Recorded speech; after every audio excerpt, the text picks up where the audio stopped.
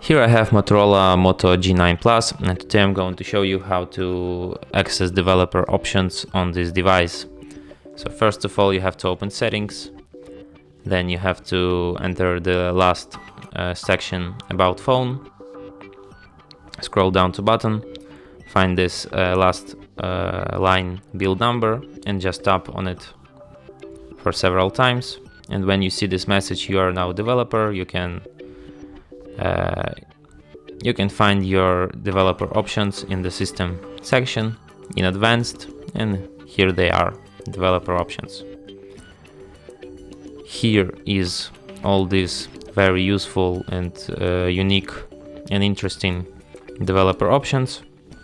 You can also turn it off here and they will disappear from the settings list.